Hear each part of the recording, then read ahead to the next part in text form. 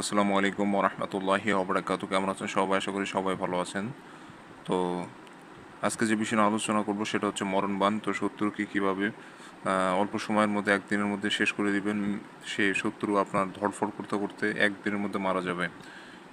তো এটা কোনো প্রকার কেউ কোনো সন্দেহ করতে পারবে না, আপনার উপর কোনো প্রকার দোষ আসবে না, নিশ্চিন্তে এই কাজটি করতে পারেন। তো এটা সম্পূর্ণরূপে কুফরি মরণবাণ। তো এই কুফরি মরণবাণটি শত্রু দেশে থাক, দেশের বাইরে থাক, দূরে থাক, কাছে থাক, ওটা কোনো বিষয় নাই। পৃথিবীর শেষ প্রান্তেও যদি শত্রু বসবাস করে থাকে সেখানেই মরে শেষ হয়ে যাবে। তো এতটাই ক্ষমতাশালী ও পাওয়ারফুল, শক্তিশালী এই তদবির।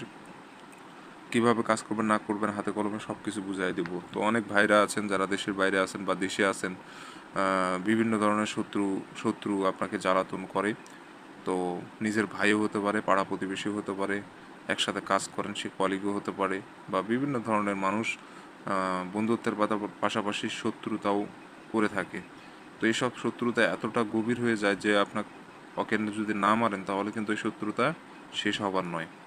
সে আপনাকে পদে পদে বিপদগ্রস্ত করতেছে, আপনাকে জ্বালাতন করতেছে, দেওয়ালে পিঠ ঠেকে গেছে, সে বেঁচে থাকলে আপনার বেঁচে থাকা কঠিন হয়ে যাচ্ছে।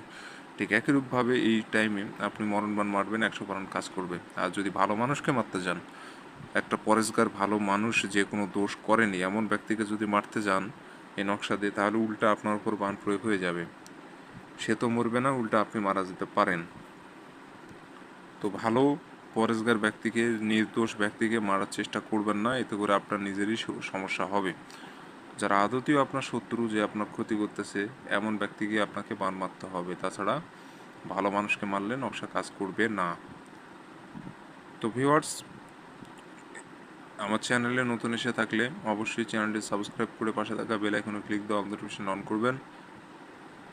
তাহলে পরবর্তী সব নতুন নতুন ভিডিওগুলো দেখতে পারবেন সবার আগে। তো আমি প্রত্যেকদিন একটা করে মান বশীকরণ ভিডিও দিয়ে থাকি। তো অবশ্যই চ্যানেলটি সাবস্ক্রাইব করে রাখবেন, এতে করে ভিডিওগুলো দেখতে পারবেন। তো এই কাজটি করতে গেলে আপনাকে সাদা কাগজ সংগ্রহ করতে হবে। সাদা কাগজের উপরে লাল কালি অথবা জাফরান কালি দিয়ে সম্পূর্ণ নকশাটা লিখতে হবে। তো যে কাগজ নেবেন পাক পবিত্র হতে হবে, কাগজটি নোংরা আবর্জনা যেন না ভরে থাকে, এবং নিজেও পাক পবিত্র থাকবেন। যে জায়গায় বসে নকশা লিখবেন সেই জায়গাটাও যেন পাক পবিত্র থাকে। সব কিছু ফ্রেশ নেবেন, আপনি নিজেও পবিত্র থাকতে হবে, দিয়ে সম্পূর্ণ নকশাটা আপনাকে লিখতে হবে। স্কেল দিয়ে দাগ টেনে কুশি টেনে যেভাবে যে ঘরগুলো দেওয়া আছে ঠিক একইরূপভাবে ঘরগুলো সাজায় আপনাকে সংখ্যা হরফগুলো বসাই দিয়ে কাজটি করতে হবে। এটা শুক্রবার দিনে করবেন। শুক্রবার দিনে যে কোনো টাইমে করবেন, সন্ধ্যা বা রাত, যে কোনো টাইম, কিন্তু দিন হতে হবে শুক্রবার। তো ওই দিনে আপনি এই নকশাটা যখনই অঙ্কন করেন নিরিবিলি জায়গায় বসে নকশা অঙ্কন করবেন। আশেপাশে যেন কেউ না থাকে, কোনো কোলাহল যেন না থাকে, একবারে নিরিবিলি জায়গায় বসে একদিনে এক মানুষকে সম্পূর্ণ নকশা কমপ্লিট করতে হবে। তো নকশা লেখা অবস্থায় কারোর সাথে কোনো কথা বলা যাবে না। নকশা লেখা হয়ে যাবে, কাজ কমপ্লিট, তখন আপনি কথা বলেন, সমস্যা নাই। কিন্তু নকশা লিখতেছেন আবার কথাও বলতেছেন, এমন করলে কিন্তু হবে না। বিষয়গুলো মনে রাখবেন। তো নকশা অঙ্কন করা হয়ে গেলে নকশার নিচে আপনাকে নাম দিতে হবে। প্রথমে দিবেন শত্রুর নাম, তার নিচে শত্রুর মায়ের নাম। প্রথমে শত্রুর নাম, তার নিচে শত্রুর মায়ের নাম। তো দেওয়ার পর নকশাটা প্রস্তুত করে নেবেন। প্রস্তুত হয়ে গেলে সূরায়ে নাস একবার পড়ে নকশার উপর ফু দিবেন। কুল আউযু বিরাব্বিন নাস মালিকিন নাস, এই সূরাটা একবার পড়ে নকশার উপরে ফু দিবেন একটা। তাহলেই নকশা জাগ্রত হয়ে যাবে, এবং এই নকশা আপনাকে আগুনে জ্বালাই দিতে হবে, যে কোনো আগুনে জ্বালাই দিতে হবে। তাহলে আপনার কাজ শেষ বন্ধুরা। আপনি শুধুমাত্র অপেক্ষা করবেন কিভাবে শত্রু মারা যাচ্ছে সেটা দেখার জন্য।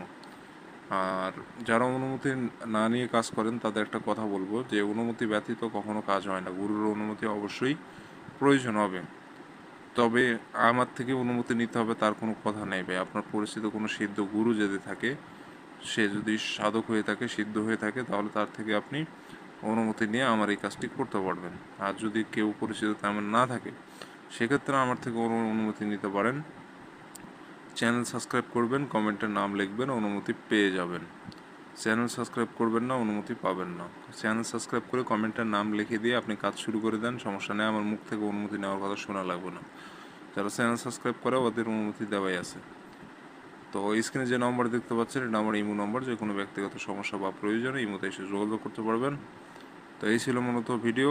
ভালো থাকবেন, সুস্থ থাকবেন, দেখা হচ্ছে পরবর্তী কোনো এক নতুন ভিডিওতে।